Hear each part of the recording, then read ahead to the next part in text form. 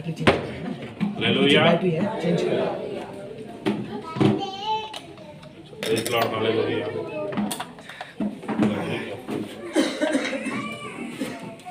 Hallelujah. Thank you, Jesus. Hallelujah. Hallelujah. Praise Lord. Hallelujah. परमेश्वर के नाम की महिमा। आप सबों को प्रभु यीशु मसीह के नाम से हम स्वागत करते हैं। प्रभु आप सबसे प्रेम करते हैं और आपके जीवन पर बड़े कार्य करेंगे।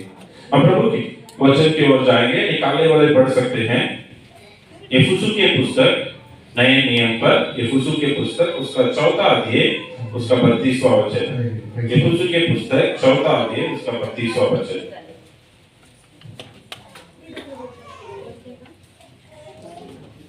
Ephesians chapter 4 verse 32।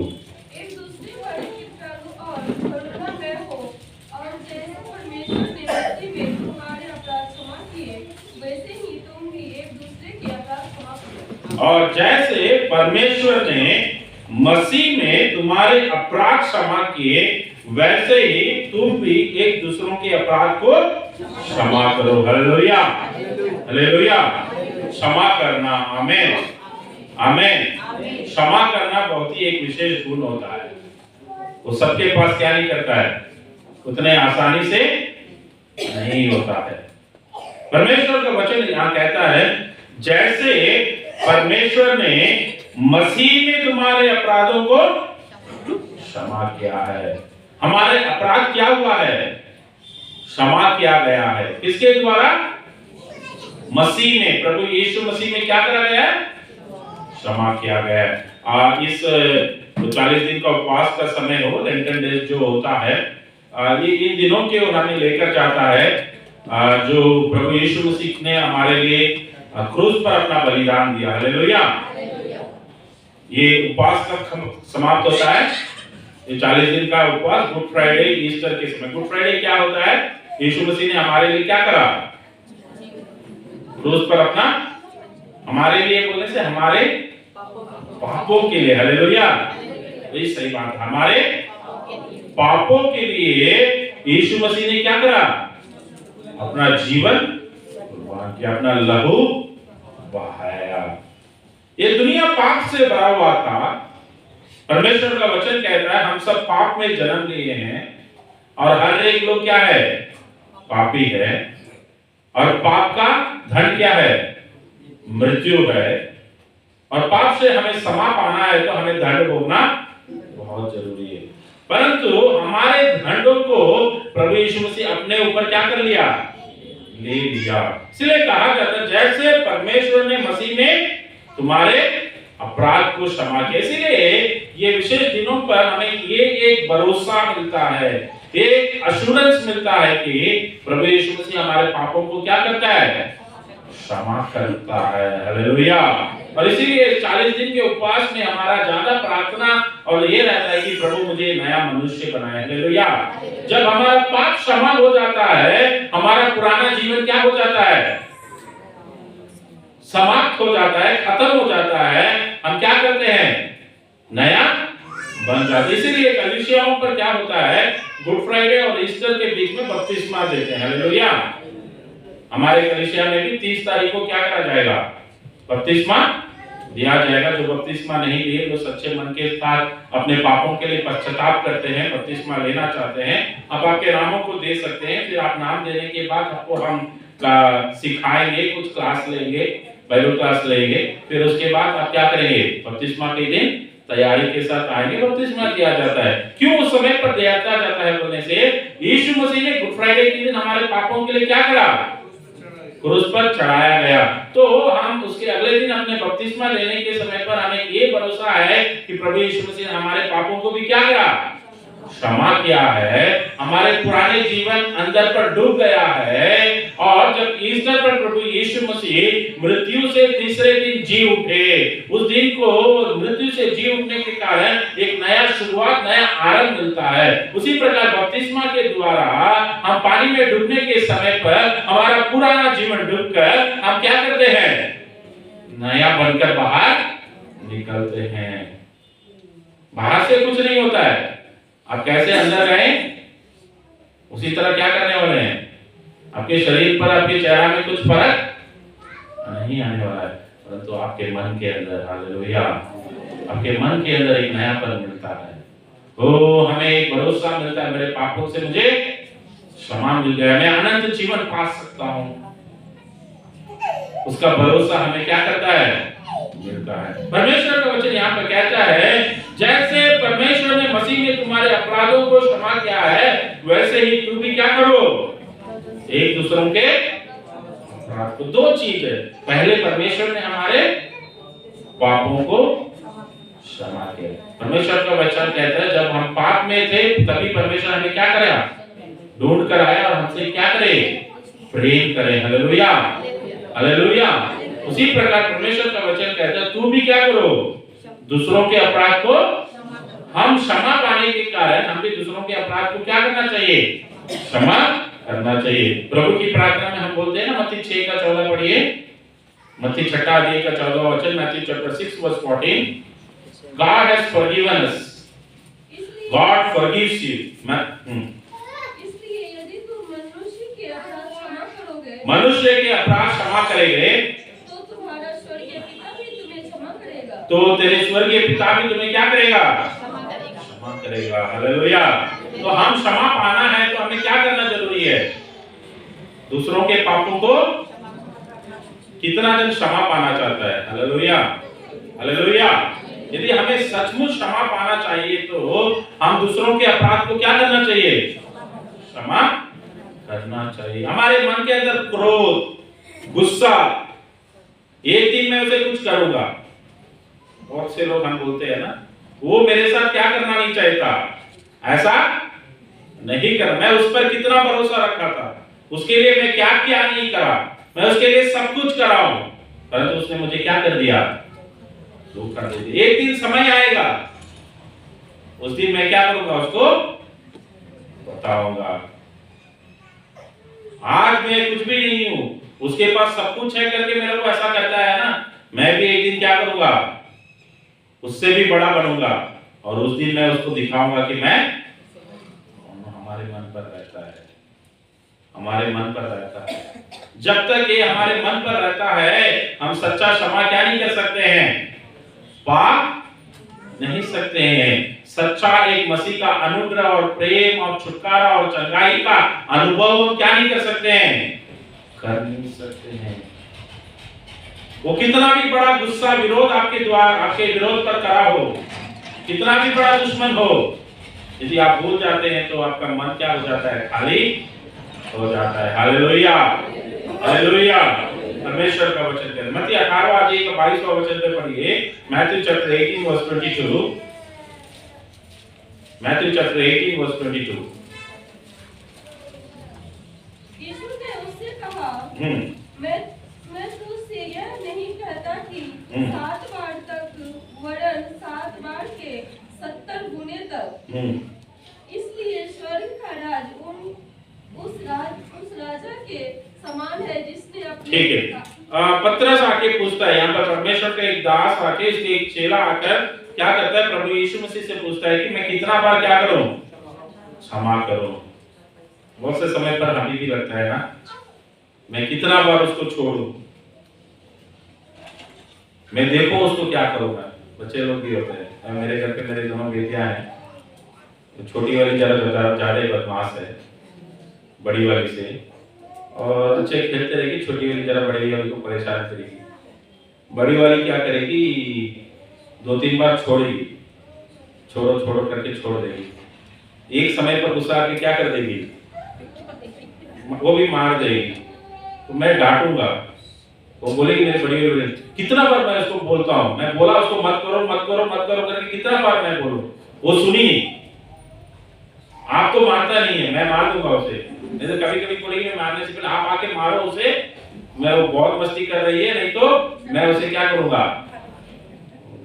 हमारा गुस्सा का लिमिट एक होता है ना, कभी कभी हम सबों पर, हम मनुष्य है, मैं भी कभी कभी मेरा गुस्सा फूट जाता है।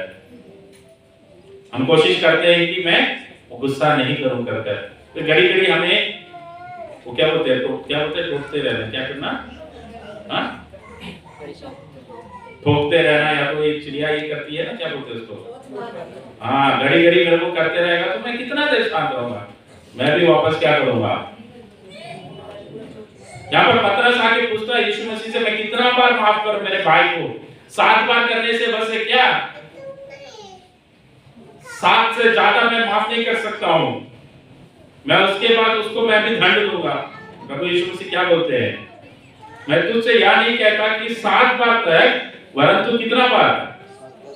7 बार के 70 गुना होने से कितना होता है? 490 होता है। कितना होता है? इसका मतलब यह नहीं कि 490 बार गिनो कर नहीं बोल रहा है यीशु मसीह। 7 का मतलब होता है कि कंप्लीटनेस। क्या होता है? पूरा का पूरा। क्या 7 का मतलब क्या है? पूरा। तो 70 बार से माफ करते रहो। प्रभु यीशु मसीह रोज हमारे पापों को क्षमा करते हैं। Hallelujah, hallelujah, hallelujah. यदि प्रभु यीशु मसीह सोचा होगा कि हमारे पापों के लिए हमें दंड देना है, तो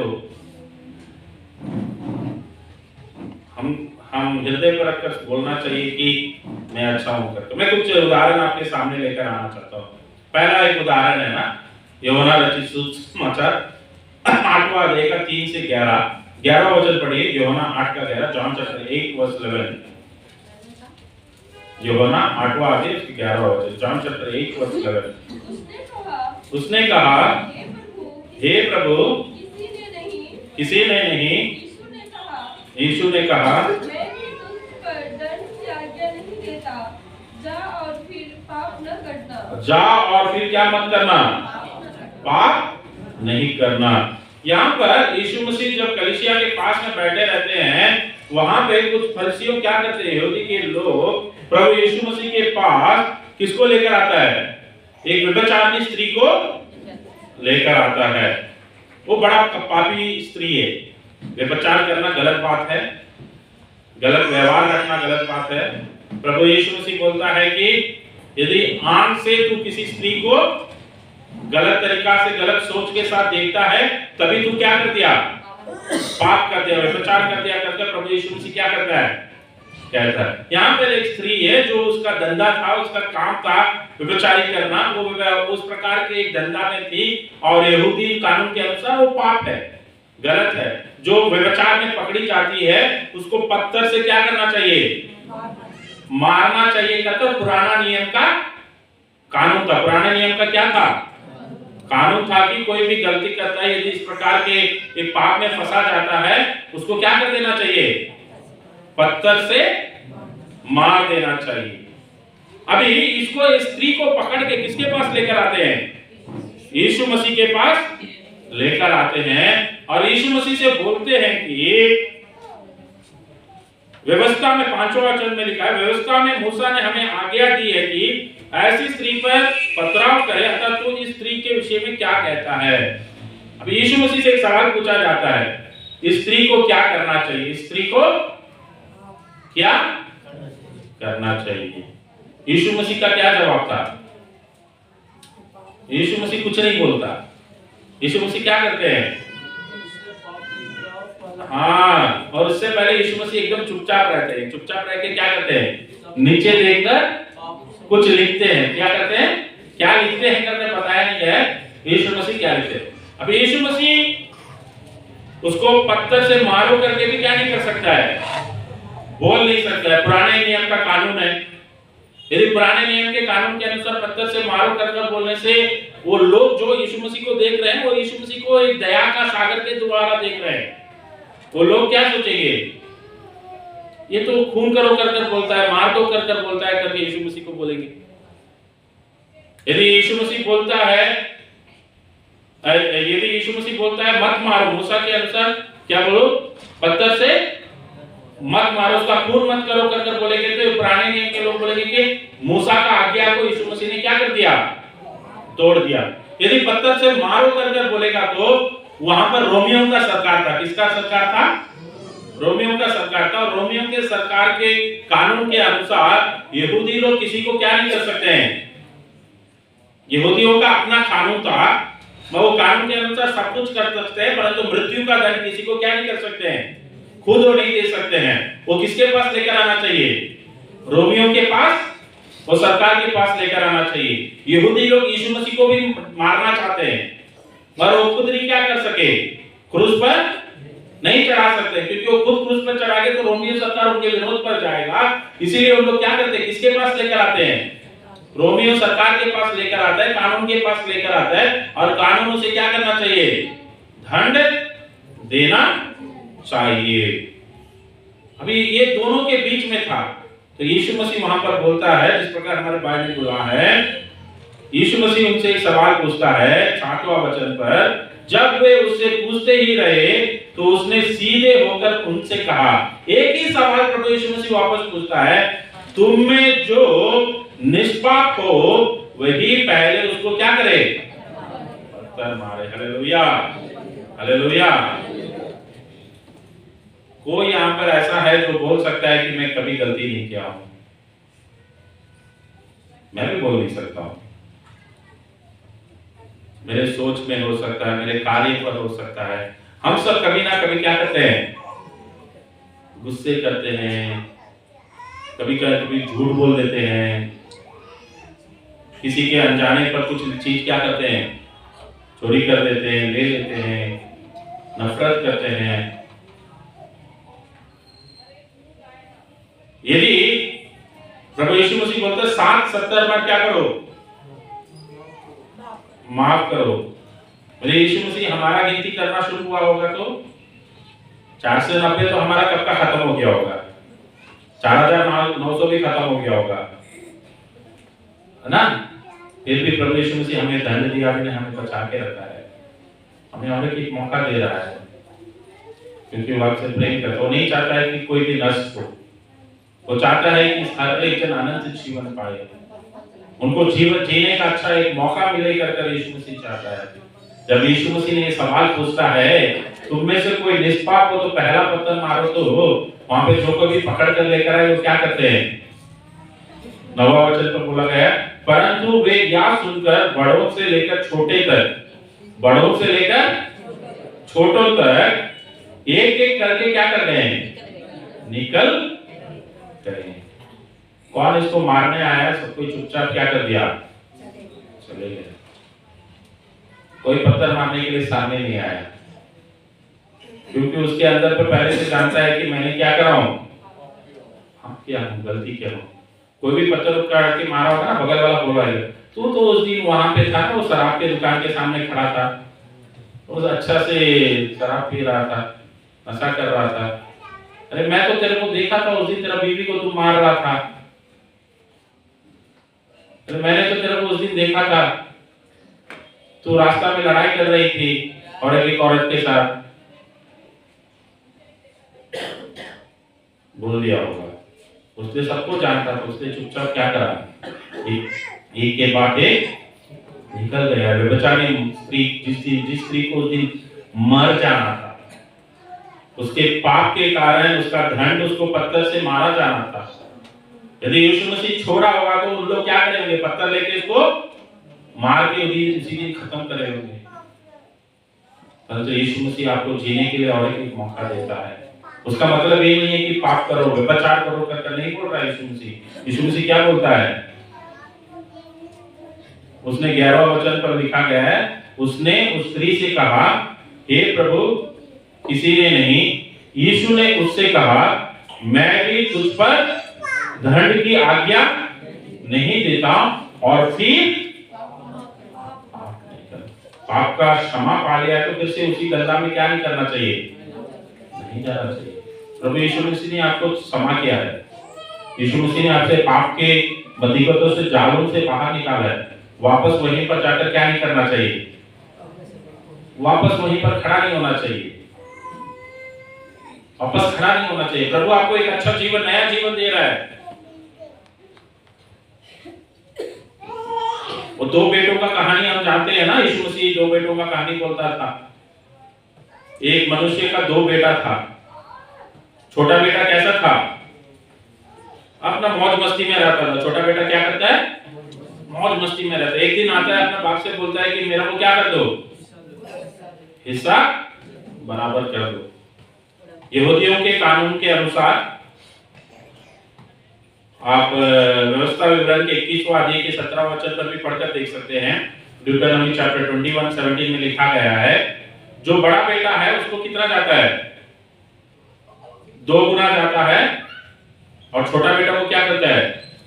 1 ही गुना जाता है। ठीक है, टूथ है किसको जाता है? हिस्सा बांटते हैं तो उस जमाना पे हिस्सा बांटते हैं तो बराबर नहीं बांटा जाता था। बड़ा बेटा को एक पार्ट क्या करता जाता था? ज्यादा दिया जाता था, क्योंकि वो बड़ा बेटा क्या करना चाहिए? माता पिता का देखभाल करना चाहिए, सारे उनके कामों को देखभाल करना चाहिए, इसलिए उनको क्या करा जाता था? जरा एक हिस्सा ज्यादा दिया जाता। अभी एक छोटा लड़का आता है, मेरा हिस्सा मेरे को क्या कर दो? दे दो कर बोलता है, और उसका हिस्सा उसके पापा क्या कर देता है? दे देता है। देने के बाद ये अपने दोस्तों के साथ क्या करता है? पैसा को लेकर जाके उड़ा देता है। पैसा क्या करता है? उड़ा देता है। जब तक पैसा था उनके दोस्त उसके साथ, तू बढ़िया है, तू अच्छा है, अरे तू कुछ भी करेगा तो इतना अच्छा है, तू तो हीरो है, मस्त है, ऐसा ऐसा करके क्या करता था? बोल रहा था, उससे अच्छा उसका पैसा खर्चा करा के अच्छा सा खा रहा था। एक दिन क्या हो गया? इसका पैसा पूरा खत्म हो गया, और इसके बाद ये खिला नहीं सकता, इसको खाने के लिए क्या बनता है? कुछ बनता है। उनको दोस्तों से बोलता है, अरे मेरे को भूख लगता है, मेरे को खाने के लिए कुछ। तो उनके दोस्त लोग देखता है, इससे ज्यादा हम इसके साथ रहेंगे तो हम भी क्या हो जाएंगे? कंगाल हो जाएंगे। हमें यहाँ से दौड़ना अच्छा है करके उसे भूख में मरने के लिए छोड़कर क्या कर जाते हैं? भाग जाते हैं, उसका साथ छोड़ देते हैं। वो लड़का क्या करता है? इधर उधर जाता है, कहीं पर काम नहीं मिलता, नौकरी नहीं मिलता, भीख मांगता है, खाने के लिए कुछ नहीं मिलता है। एक दिन उसको कहां पे काम मिलता है? शुअर को चराने का। बहुत ही यहूदी लोग शुअर से बहुत नफरत करते थे। यहूदियों के लिए शुअर एक क्या था? अच्छा जानवर नहीं था। अभी ये शुअर को चराने का काम मिलता है, दूसरा रास्ता नहीं है। इसको खाना खाना है तो उसे करना ही पड़ेगा। वो शुअर चराता है, फिर भी उसको वहां पर ठीक से खाना नहीं होता, पेट भरा नहीं है। पेट भरने के लिए क्या करूं मैं? वो देखता है, वो शुअर क्या करता है? शुअर को रखा होगा, खा रहता है, उसे खाता है, सोचता है इसे खाकर मैं भी मेरा पेट क्या कर सकता हूं? वो खाने के लिए जाता है। तभी उसको दिमाग आता है, क्या बोलता है? मेरे बाप के घर पे बहुत से नौकर है, बहुत से नौकर है। उन लोग तृप्त से क्या करते हैं? खाते हैं। मैं यहाँ पर मैं मेरे पापा के पास जाऊंगा और मुझे माफ करने के लिए बोलूंगा, मैं क्षमा मांगूंगा और बोलूंगा कि मैं क्या करूंगा? आपके घर पे एक नौकर बनकर रहूंगा। वो आता है, अपने घर पर आता है, उसके पापा दूर से ही क्या करता है? पहचान लेता है अपना बेटा को, दौड़ कर जाता है, गला लगाता है, वो बोलता है, पापा मुझे माफ कीजिए, मैं आपके विरुद्ध और परमेश्वर के विरुद्ध क्या कर दिया हूँ? पाप कर दिया हूँ, और मुझे क्या करो? एक नौकर के रूप पर, बेटा के रूप पर ग्रहण करो करके नहीं बोल रहा है, एक नौकर के रूप पर मुझे क्या करो? ग्रहण करो। परंतु पापा पापा है। पापा अपने नौकरों को बुलाता है, बोलता है इसे लेकर जाओ, इसको नहाओ धुलाओ, इसको अच्छा है क्या करो? कपड़ा दो, अच्छा कपड़ा दो, उसके हाथों पर अंगूठी लगा। अंगूठी क्या लगाने का? अंगूठी का लगाने का मतलब क्या है? तू नौकर नहीं है, तू यहाँ का क्या है? अधिकारी है। तू यहाँ का वारिस है, तू अधिकारी है। प्रभु यीशु मसीह हमें भी माफ करता है। बहुत समय पर दुनिया की सोच पर, अनजाने पर हम जब गलत करते हैं, जब हम उनके पास आते हैं, हमें माफ खाली नहीं करता है, हमें वापस हमें क्या करता है? उठा बैठाता है। Hallelujah, hallelujah. वो फिर से ग्रहण करता है। आप आने से बहुत खुश हो जाता है, आनंदित हो जाता है। वो आपके लिए सब कुछ वापस दे सकता है। पहले से आपके लिए आपका हिस्सा दे दिया था, परंतु आपके हिस्सा को आपने क्या कर दिया? खो दिया, बेकार में खर्चा कर दिया। फिर से वो हिस्सा बनाकर आपके लिए देगा, उसका हिस्सा भी आपको दे देगा। उसका सब कुछ आपके लिए रखा है। वो आपके लिए अपना जीवन ही दे दिया, तो आपके लिए क्या कुछ नहीं क्या कर सकता है। आज तो हम जरा रोटी के लिए हम मरते हैं, तो वो आपके लिए अपना जीवन ही दिया है, तो वो आपके लिए रोज का जरूरत भी पूरा कर सकता है, आपको चंगाई दे सकता है, आपको जीने का एक नया हक दे सकता है, एक नया जीवन दे सकता है, आपके पुराने जीवन को बदल सकता है प्रभु यीशु मसीह। किसी भी समय पर आपके जीवन के अंत में आप रहने से भी आपको नया जीवन दे सकता है। जब यीशु मसीह को क्रूस पर चढ़ाया जाता है, उनके इस तरफ और इस तरफ में कौन थे? चोरियों को, दो चोर को क्या करते हैं? क्रूस में बचाता है। उसमें एक चोर बोलता है, तू राजा है तो तू भी क्या करो, बच जाओ, मुझे भी छुड़ा दो, मुझे भी बचा दो। तो और एक चोर बोलता है, तो अभी भी सुधरेगा नहीं, क्या करता? दूसरा चोर से बोलता है, हम तो अपना गलत करा, हम तो चोरी करा यहाँ पर आए, परंतु ये तो चोरी भी नहीं किया, कुछ भी नहीं किया, ये तो अच्छा आदमी है, इसको क्या करो? वो बोलता है, प्रभु जो आपके राज्य पर मुझे क्या करो, याद करो। प्रभु यीशु मसीह उससे बोलता है, तेरा पाप आज क्षमा हो गया, तो आज मेरे साथ कहां पे रहेगा? स्वर्ग में रहेगा। हालेलुया। हमारे पाप क्षमा होने के कारण, हमारे पुराने हम प्रभु यीशु मसीह हमें क्षमा करने के कारण हमारे पाप का क्षमा मिलता है। हमें प्रभु यीशु मसीह हमें क्षमा करने के कारण हमें नया जीवन मिलता है, एक अधिकारी के रूप पर उच्च स्थान पर जीने का हक मिलता है। प्रभु यीशु मसीह हमें माफ करने के कारण हमें क्या मिलता है? स्वर्ग राज्य में प्रवेश करने का और वहां पर जीने का एक हक मिलता है। मेरे प्रिय भाई बहन, प्रभु यीशु मसीह कहता है, मैं तुझे माफ करता हूं। वो प्रभु यीशु मसीह आपको नया जीवन देता है। आप सोच सकते हैं, क्यों मेरे जीवन पर एक इस प्रकार का एक कार्य है, ये श्राप मेरे जीवन पर क्यों?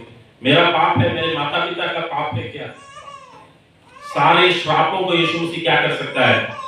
क्षमा करता है। सारे श्रापों को यीशु मसीह क्षमा करता है। आइए अपने आंखों को बंद करेंगे एक मिनट। पाप के क्षमा के बिना हम छुटकारा नहीं पा सकते हैं, पाप के क्षमा के बिना हम नया जीवन नहीं पा सकते हैं। एक मिनट अपने आंखों को बंद करेंगे, आप यीशु मसीह से प्रार्थना कीजिए, बोले यीशु मसीह मेरे पापों को क्षमा कीजिए, मैं मेरे पापों को मैं कबूल करता हूँ, जाने और अनजाने में जो कुछ भी गलती मैंने किया आपके विरोध पर, प्रभु यीशु मसीह आपको दुख पहुंचाने वाला जो कुछ भी कार्य करा मुझे माफ कीजिए। इसका दंड मुझे मत दीजिए परमेश्वर, मेरे बच्चों पर इसका दंड मत दीजिए। आप क्षमा करने वाला है, मैं भी दूसरों को क्षमा करता हूँ परमेश्वर, मैं किसी के विरोध पर क्रोध नहीं रखता हूँ, सबसे प्रेम के साथ जीने के लिए चाहता हूँ। प्रभु मुझे अनुग्रह कीजिए, मेरे जीवन को पाप का क्षमा दीजिए। जिस प्रकार वो बेचारी स्त्री एक नया जीवन जीने का, सर उठा के जीने का एक मौका दिया आपने, वो बेटा जो अपना बाप का सारे चीजों को खो दिया था, उसे वापस उसके पिता ने उसे ग्रहण किया और फिर से घर का अधिकारी बनाया। वो चोर जो अंतिम समय पर भी, आपके समय पर आने के समय पर अनंत जीवन, वो स्वर्ग राज्य, वो प्रदेश में आनंद के साथ, खुशी के साथ जीने का एक मौका मिला। प्रभु जी आज मुझे भी वैसा एक मौका दीजिए। मैं फिर से गलती जीवन जीना नहीं चाहता हूँ, ये पाप भरे वाले जीवन पर मैं नहीं रहना चाहता हूँ, मुझे इस बुरे आदत से छुटकारा दीजिए। प्रभु यीशु मसीह के अनुग्रह से आप छुटकारा पाते हैं, आप चढ़ाई पाते हैं। प्रभु आपके जीवन पर आज बड़े कार्य कर रहा है। मेरे भाई मेरे बहन आपके लिए प्रभु इंतजार कर रहा है, अपने हाथों को फैलाकर वो आपके लिए इंतजार कर रहा है। अब उनके बेटा और बेटी के रूप पर ग्रहण करने के लिए, प्रभु के साथ बैठाने के लिए, सिंहासन पर बैठाने के लिए। प्रभु परमेश्वर हम आपके धन्यवाद और स्तुति करते हैं। यहाँ पर है वाले हर एक जनों को आशीर्वाद दीजिए, आपकी दया और अनुग्रह से भरिए।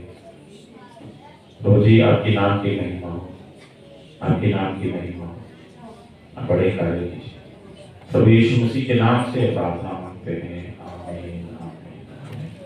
हालेलुया।